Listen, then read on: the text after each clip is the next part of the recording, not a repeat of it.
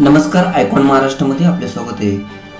करमाड येथे कृषी उत्पन्न बाजार समिती संचालक दत्ताभाऊ उकरडे यांच्या वाढदिवसानिमित्त भव्य रक्तदान शिबिराचे आयोजन करण्यात आले। सामाजिक कार्याची जाण असलेले दत्ताभाऊ उकरडे यांच्या वाढदिवसानिमित्त भव्य रक्तदान शिबिराचे आयोजन करण्यात आले होते। या शिबिराला प्रमुख अतिथी म्हणून बांधकाम विभागाचे पुण्याचे मुख्य अभियंता अतुल चव्हाण यांच्या हस्ते उद्घाटन झाले। यावेळी अशोक पवार, सजन बागल, शिवाजी वाहक, कृष्णा बागल, बद्री वाहक, एकनाथ अवचरमल, दामोन्ना कुबेर, राजेंद्र काळे, मनोज गायके, सजनराव मते यांच्यासह मोठ्या प्रमाणात नागरिकांची उपस्थिती होती।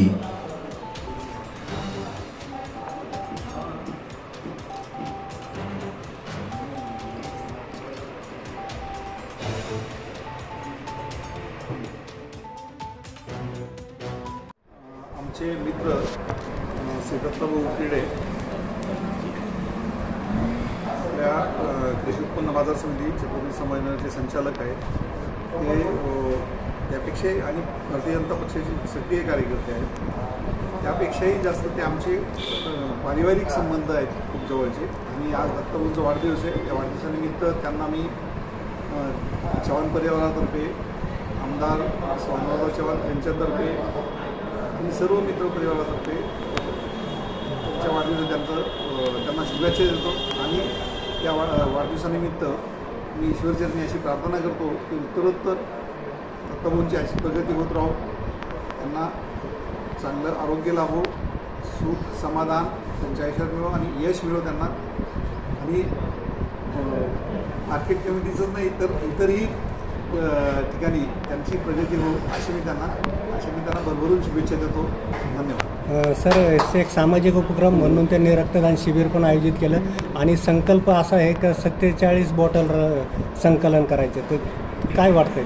खूप छान आहे। आणि कसं आहे की आपण जेव्हा वाढदिवस वगैरे असं साजरे करतो तर त्यावेळेस असेच उपक्रम घेतले पाहिजे।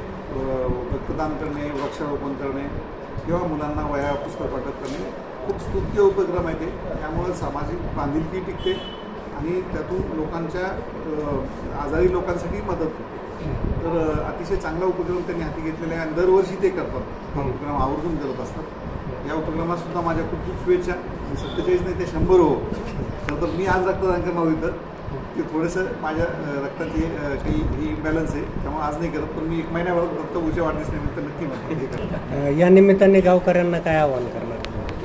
मी गावकऱ्यांना आवाहन करेन की त्यांनी दत्ताभाऊंच्या पाठीशी उभं राहावं आणि त्यांचा विकास करण्याची, गावाचा विकास करण्याची, सगळ्या परिसराचा विकास करण्याची ही दत्ताभाऊंचीच नाही तर आम्हीसुद्धा जबाबदारी घेतो आणि सगळ्यांनी दत्ताभाऊंच्या पाठीशी उभं राहावं, सगळ्या गावकऱ्यांनी म्हणून एवढेच मी त्या गावकऱ्यांना नम्र विनंती करतो। चालेल, धन्यवाद।